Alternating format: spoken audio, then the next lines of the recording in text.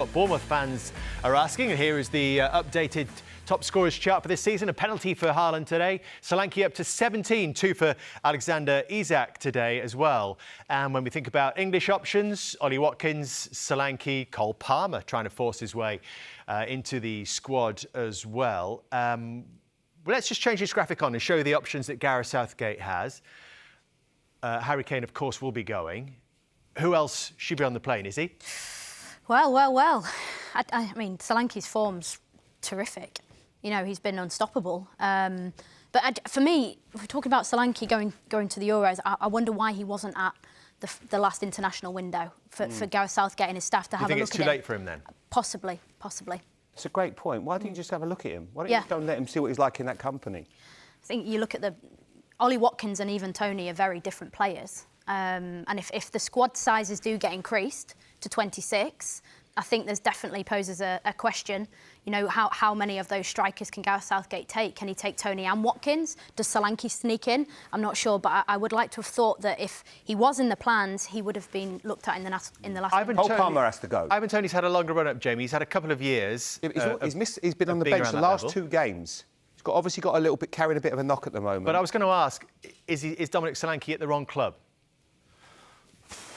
Well, that's a great question, because if he was getting those kind of numbers at, as an example, his former club Liverpool, it is different. You know, once you go to a top 4, top 6 club and you're playing regularly, England call-ups come. Whether that's right or wrong, that might go against him.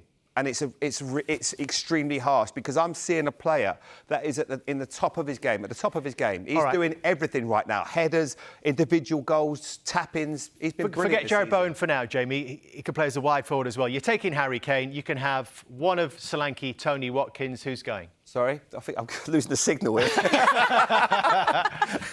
Oh, my goodness, David. It's your 50th birthday. You're asking the hard questions today, isn't it?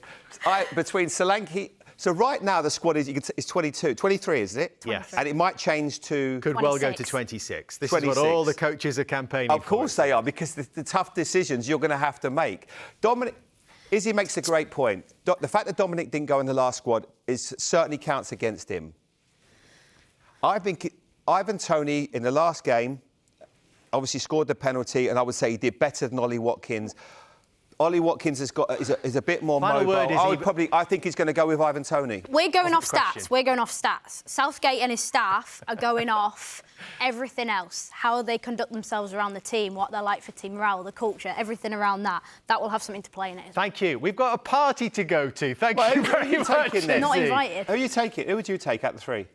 What, Tony, because Tony Watkins. to the party. Today's 50th. You didn't even invite me to your party. Today's 50th. Yeah, 50th. Who would you take? I think Tony's got to be in the question just purely for his penalties. It's really difficult. And Watkins, I'd take Watkins. Yeah. Ollie Watkins. Difficult. And Tony. That's what he gets paid the big bucks for. I'm glad we got there in the end. The question is not why didn't you get invited to my 50th. The question is why a 50-year-old man doesn't have a grey hair on his head. But anyway, Jamie, thanks very much. That's enough time for tonight. There's a few sneaking in, DJ. Don't worry about that. All right. Thank you very much.